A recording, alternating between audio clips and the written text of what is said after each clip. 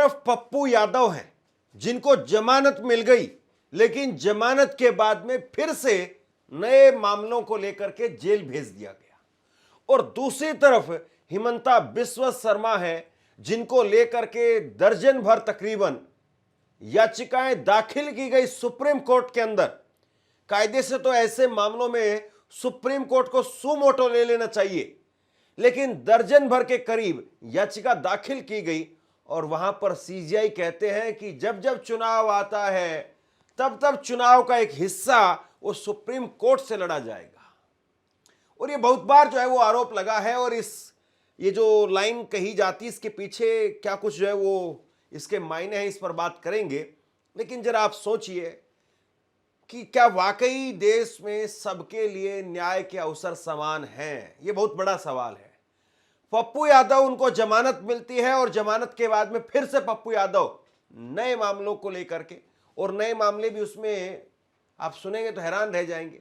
अभी 6 तारीख को जब उनको गिरफ्तार किया गया था, उस वक्त में उनके समर्थकों की और पुलिस की जरा सी कहासुनी हो गई थी और उसको लेकर के एक मामला दर्ज कर लिया गया था और उस मामले के चलते उनको जेल भेज दिया।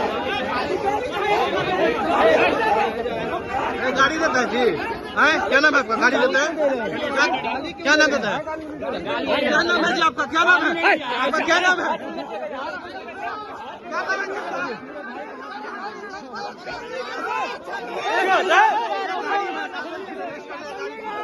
यानी पहले ही जिस मामले में पुलिस गिरफ्तार करके लेकर के गई थी वो 31 साल पुराना मामला था, और दूसरी तरफ हिमंता बिस्वा शर्मा जो खुलेआम ऐसे गोली मारते हुए दिखाई देते हैं, उनके एआई एनिमेटेड वीडियो जो दिखाई देते हैं, और वो खुलेआम जो है इस बात को नकार भी देते हैं कि भाई हमारा कोई ऐसे इस तरीके का वीडियो मैंने देखा ही नहीं, है ही नहीं।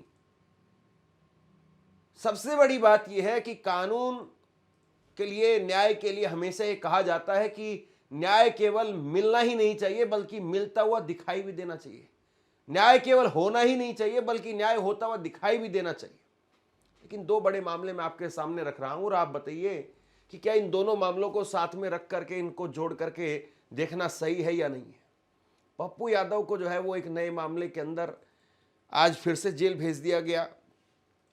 2 मामले हैं, एक तो मामला 6 फरवरी का जिनका उनके समर्थकों के साथ में जो है वो भिड़ंत हुई थी, वो मामला, और दूसरा मामला ये है कि 27 मार्च 2017 को कोतवाली थाने के अंदर जो एक केस दर्ज हुआ था और उस केस में उनको रिमांड पर भेजा गया है। पप्पू यादव के हाथ में ड्रिप लगी हुई थी, हमने तस्वीरें देखी, वो बीमार थे, उनकी तबीयत खराब है। लेकिन पप्पू यादव को 2017 का एक पुराना मामला, और उस मामले में क्या था? उस मामले में दरअसल ही था ये कि पप्पू यादव वो प्रदर्शन कर रहे थे, BSSC Bihar staff selection commission के परीक्षा को लेकर के वो प्रोटेस्ट कर रहे थे, और दूसरा जो है उनका प्रोटेस्ट था जिसको लेकर के मामला दर्ज हुआ, वो था बिहार के अंदर बिजली की बढ़ी हुई कीमतों को लेकर के। और इस मामले को लेकर के उस वक्त में जो है मुकदमा दर्ज हुआ था, और उस मुकदमे में 2017 के मुकदमे में अब उनको जमानत के बाद में नए सिरे से रिमांड पर ले लिया गया। दरअसल ये इस तरह से जब होता है, जब पूरा सिस्टम एक तरीके से आप ये मान करके चलिए कि खिलाफ खड़ा हो जाए, तब आपको एक केस में जमानत मिलती है, फिर दूसरे में आपको डाल दिया जाता है, दूसरे में जमानत मिलेगी, तीसरे में डाल दिया जाता है। यही जो है वो लगातार घटनाक्रम चलता रहता है, और यही यहां पर भी होता हुआ दिखाई दे रहा है। लेकिन सुप्रीम कोर्ट के अंदर हिमंता बिस्वा शर्मा को लेकर के जब याचिका दाखिल हुई तो मैं उनके एक वीडियो देख रहा था हिमंता बिस्वा शर्मा की। वो कह रहे हैं कि मैं अपनी बातों पर हमेशा अटल रहूंगा, चाहे कोई कितना भी मुकदमा कर ले। मैं बांग्लादेशी घुसपैठियों के खिलाफ था और हमेशा से रहूंगा। कहाँ केस दिया है भाई? चलो जेल जाने के लिए तैयार रहूंगा, क्या करूंगा। असीदुद्दीन ओवैसी जो है उन्होंने एक कंप्लेन लॉन्च किया आपके सर में। कहाँ? थाने वीडियो का लेकर। क्या? मैं कोई वीडियो का बारे में नहीं जानता हूँ, और अगर मेरे बुरे ऊपर केस दिया है तो अरेस्ट कर लो, क्या आपत्ति है? मेरा कोई आपत्ति नहीं है, लेकिन अपना बातों में मैं हमेशा कायम रखूंगा। बांग्लादेशी का घुसपैठियों का हम खिलाफ है और खिलाफ रहेगा। अब हिमंता बिस्वा शर्मा वो कह रहे हैं कि बांग्लादेशी घुसपैठियों के खिलाफ वो थे, हैं और रहेंगे। तो वो जो वीडियो पोस्ट किया था आपने, उस वीडियो में तो कहीं बांग्लादेशी नहीं लिखा था। उस वीडियो में तो लिखा था कि ब्लैंक पॉइंट पर शूट किया जाएगा। उस वीडियो में तो ऐसा लिखा था। और उस वीडियो को लेकर के अब ये कह रहे हैं नहीं नहीं मुझे पता ही नहीं है। और सुप्रीम कोर्ट के अंदर जब ये मामला गया तो 3 जजों की बेंच इसको सुन रही थी, जिसमें खुद सीजीआई चीफ जस्टिस सूर्यकांत वो थे, जिसमें दूसरे जस्टिस जयमाला बागची वो थे, और तीसरे जज एनवी अंजारी, 3 जजों की बेंच जो इस मामले को सुन रही थी। और सीजीआई ने कहा कि जब भी चुनाव आता है तो चुनाव का एक हिस्सा वो सुप्रीम कोर्ट के अंदर लड़ा जाता है। ये जो बात है दरअसल, अब सीजीआई ने पता नहीं किस संदर्भ में ये बात कही है, लेकिन एक बार ये कहा गया भाजपा की तरफ से कि, और उस वक्त में सीजीआई जो है चंद्रचूड़ थे, ये कहा गया कि देश में विपक्ष कमजोर है, इसलिए सुप्रीम कोर्ट को जो है वो विपक्ष की भूमिका वो दिखाई देती है।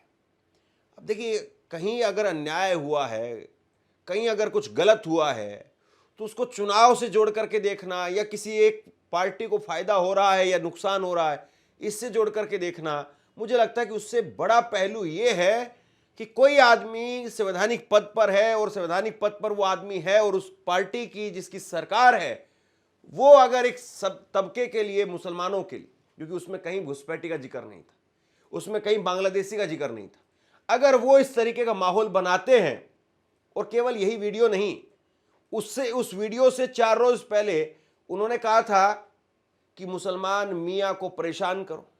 मियाँ मुसलमान के लिए प्रयोग क्या होता है? तो मियाँ को खूब परेशान करो, मियाँ 5 रुपए मांगे, मियाँ को 4 रुपए दो, ये जो है वो बात कहते हैं। तो सीधे तौर पर दिखाई देता है कि हिमंता बिस्वा शर्मा, उनकी मानसिकता क्या है, मुसलमानों को लेकर के उनकी सोच क्या है, ये बताने दिखाने की जरूरत नहीं है। लेकिन हिमंता बिस्वा शर्मा पर फिर भी कार्रवाई नहीं होती है। हैदराबाद के अंदर असुद्दीन ओवैसी ने हिमंता बिस्वा शर्मा पर एफआईआर दर्ज करवाई है, लेकिन कहां फर्क पड़ता है, और कहां उस एक एफआईआर से आपको लगता है कि एक प्रदेश के मुख्यमंत्री पर कोई कार्रवाई हो जाएगी। 12 यहां पर याचिका दाखिल की गई, सीपीआईएम की तरफ से, एनी राजा उनकी तरफ से याचिका दी गई। निजाम पाशा सुप्रीम कोर्ट के वकील हैं, उन्होंने दलीलें दी, उन्होंने सुप्रीम कोर्ट के अंदर उस वीडियो का हवाला दिया, उन्होंने मियाँ वाले बयान का हवाला दिया।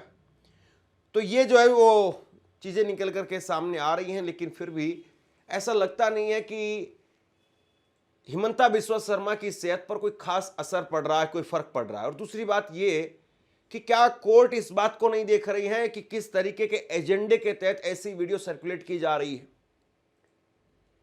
खास तौर पर एक समुदाय विशेष को टारगेट करके और दूसरे समुदाय को ध्रुवीकरण करने के लिए इस तरह की वीडियोस वो लगातार सर्कुलेट की जा रही है।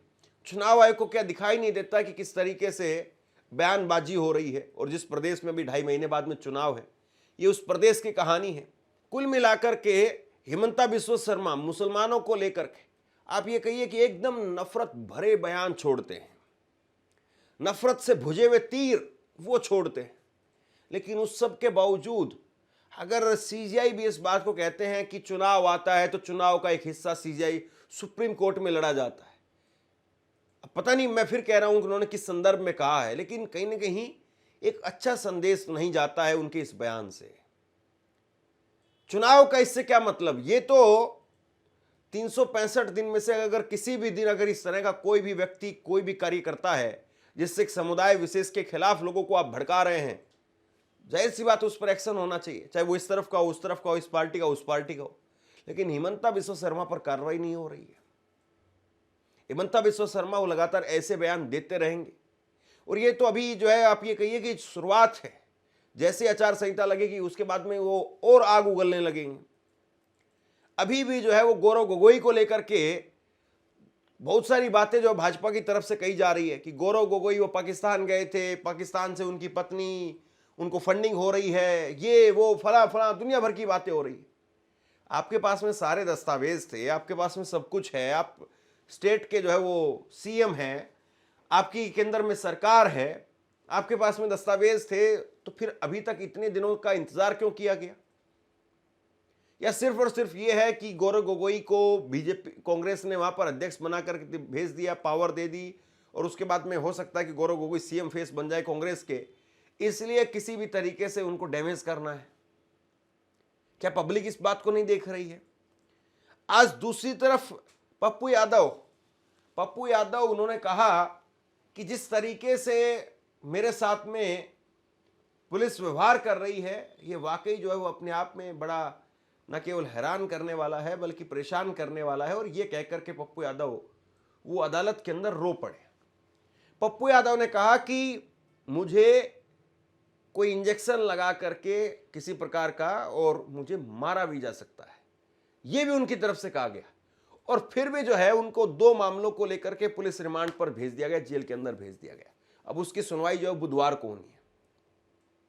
तो आप देखिए जरा, पप्पू यादव अगर एक तरफ हिमंता बिस्वा शर्मा 5 बार के विधायक हैं तो पप्पू यादव 6 बार के सांसद हैं, लेकिन फिर भी पप्पू यादव के साथ क्या हो रहा है और हिमंता बिस्वा शर्मा के साथ क्या हो रहा है, ये अपने आप में बड़ी हैरान करने वाली बात है कि चुनाव का जो तकाजा है वो किस तरफ झुका हुआ दिखाई देता है। पप्पू यादव ने ट्वीट करके कहा कि न्याय के लिए अन्याय से लड़ेंगे, नाम पप्पू है, साजिश से न डरेंगे। अब सही है कि कोई भी राजनेता जेल जाता है तो उसकी एक चर्चा होती है, स्वाभाविक सी बात है, और एक सहानुभूति भी उसके साथ में होती है। लेकिन ये 2 उदाहरण अपने आप में ये बताने के लिए मुझे लगता है कि काफ़ी है कि मौजूदा वक्त में न्याय व्यवस्था भारत की वो किस तरीके की है और कैसी है। आप क्या सोचते हैं नीचे कमेंट बॉक्स में लिख करके जरूर बताइए। इस खबर को शेयर कीजिए। धन्यवाद। आपसे कुछ कहना चाहता हूं, आज के वक्त में पत्रकारिता करना कितना मुश्किल काम है, लेकिन अगर ऐसे में भी कोई आपकी खबर दिखा रहा है, कोई आपके मुद्दे पर बात कर रहा है, तो आपको भी उसका साथ देना चाहिए। अगर आपको लगता है कि मेरी पत्रकारिता सही है, मैं आपके लिए आपकी खबर वो दिखा रहा हूं, तो ऐसे में आप मेरा सहयोग कीजिए। आप इस वीडियो को जब लाइक करेंगे तो लाइक के साथ में ही एक थैंक्स का बटन आपको दिखाई देगा। उस थैंक्स के बटन पर आप क्लिक कीजिए और जो भी सहयोग राशि दे सकते हैं वो दीजिए। दूसरा, आप चैनल को ज्वाइन कर सकते हैं और चैनल को ज्वाइन करके भी मुझे मदद कर सकते हैं।